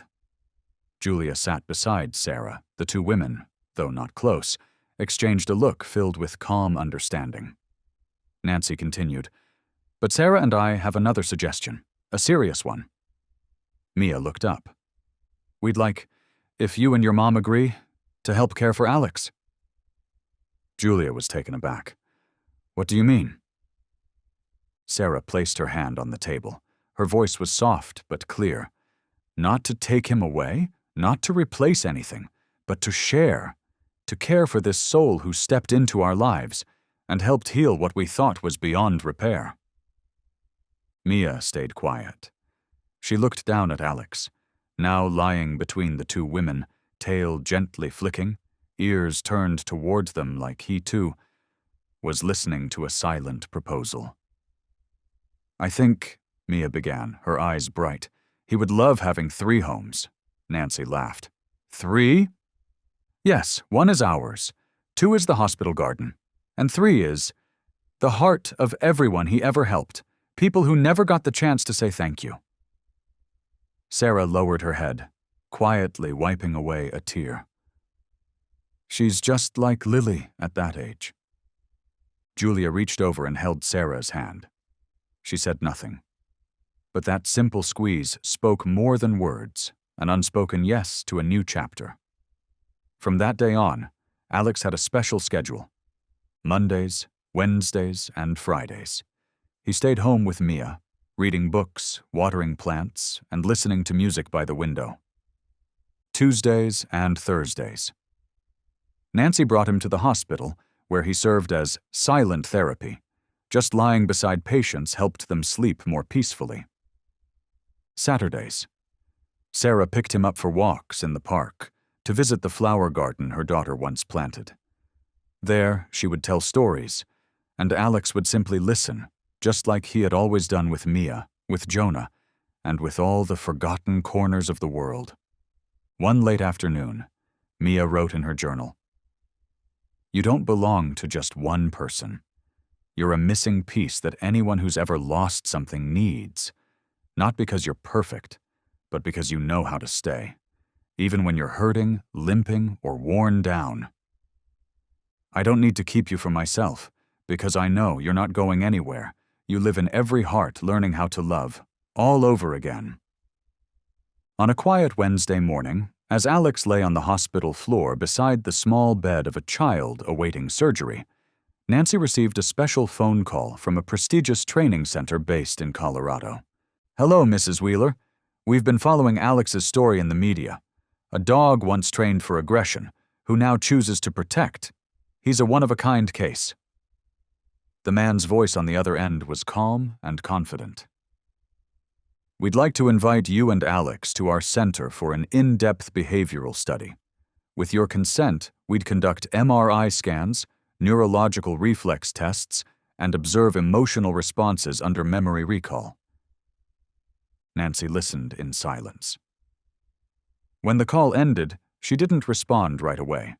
Instead, she sat down next to Alex, who was still half asleep, one paw resting gently on the child's pillow, his tail swaying steadily as if soothing a dream that hadn't yet begun. That afternoon, Nancy visited the park where Mia and Sarah sat beneath the big tree. Alex nestled comfortably between them, as usual. "What is it?" Mia asked, sensing something heavier in Nancy's mood. Nancy recounted the phone call. As she finished, Sarah looked at Alex, then exhaled softly. "It sounds interesting, but something's holding you back, isn't it?" Nancy nodded, eyes fixed on the swaying canopy above.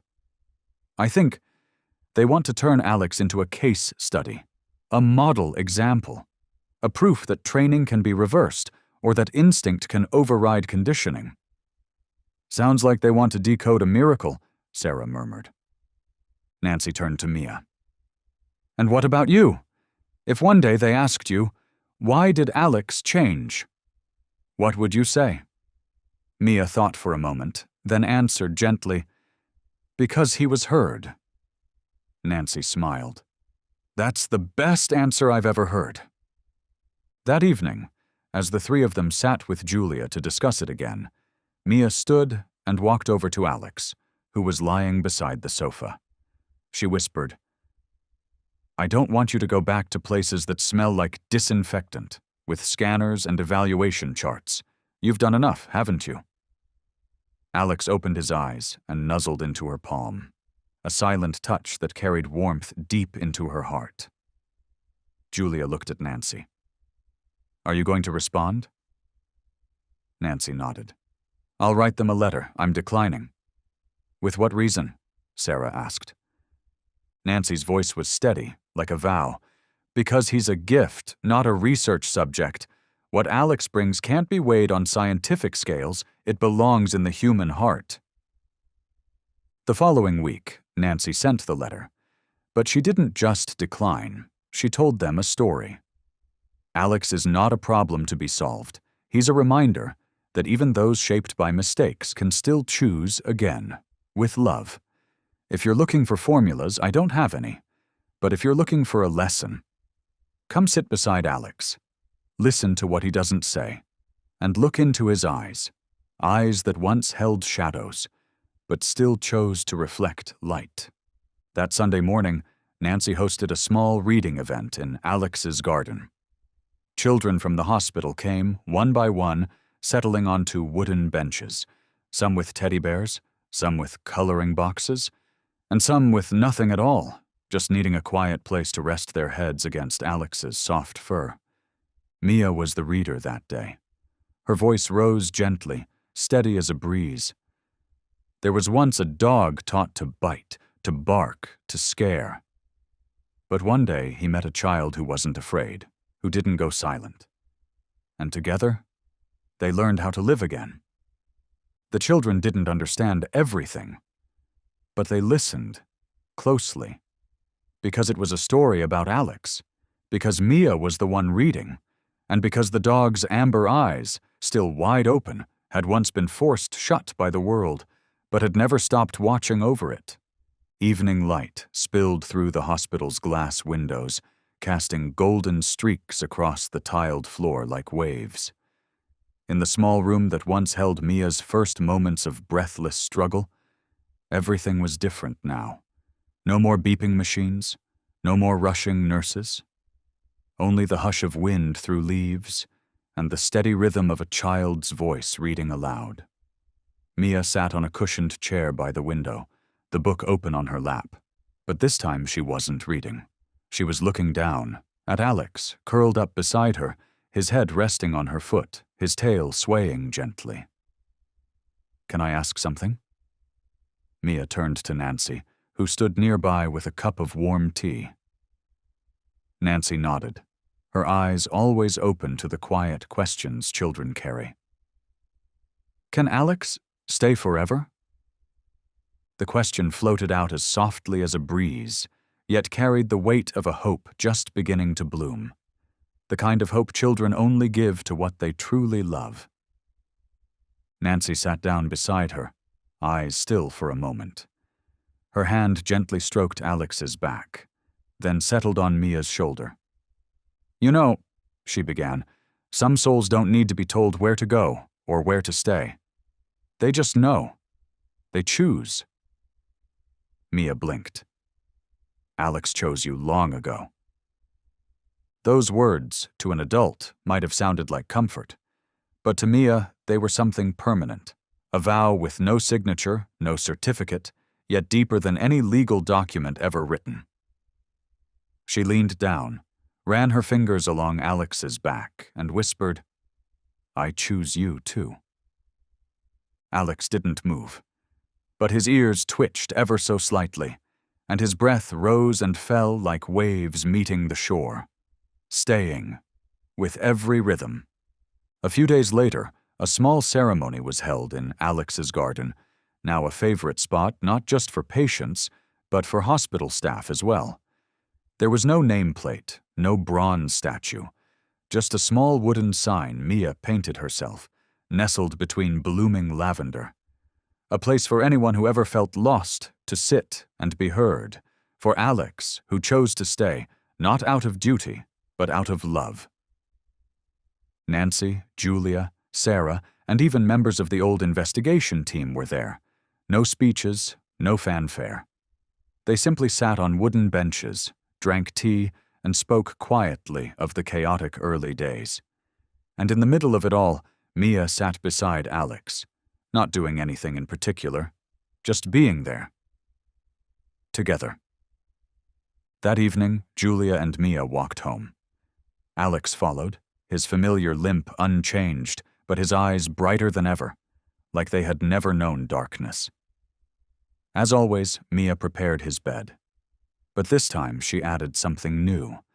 A small pillow beside his blanket, embroidered with the words, "Home is not where you're kept, it's where you choose to stay." Years passed. Mia grew older.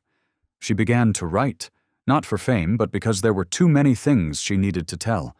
About children who once stayed silent, about mothers who once fought with every breath, and about a dog who couldn't speak, but knew how to love, simply by choosing never to leave. Her first book was titled, "The One Who Stayed by Heart." The final page read, "We didn't keep Alex with a leash. We kept him with our gentleness, day after day. He didn't live forever, but the best parts of him, his unwavering loyalty, the way his eyes understood without asking, and the steady, deliberate steps he took, still remain in every room where someone once carried pain. And when someone asks, 'Where is he now?' I'll smile and say, 'He's somewhere, resting his head on someone's memory, still standing guard, silently loving.' Alex never really left. He was still there, by the window, in dreams, and in the hearts of those he once chose. Some stories don't need applause. They don't need grand endings. They slip quietly into the reader's heart, leave behind a hush, and from that silence, something tender begins to grow. Hope. Alex's story wasn't just about a dog trained to do harm. It was proof that anyone, even one shaped by mistakes, can choose again, can choose what's right, with quiet strength and an open heart. German Shepherds, famous for their power, intelligence, and loyalty, aren't just born to follow orders. They're souls that listen, that love, that sacrifice, sometimes even more deeply than humans. And Alex's choice, to forgive, to protect, to stay, reminds us, no one is forever defined by their past. Like Mia, we can step out of the dark, not through magic, but through the unconditional love of a creature who speaks only through eyes that embrace your soul. If you ever doubt that the world is still beautiful, look at a dog who lies silently beside a stranger's bed, just to help them sleep. And if you ever ask, what can we learn from a dog? The answer is, learn to be loyal to what's right, and to stay with your heart.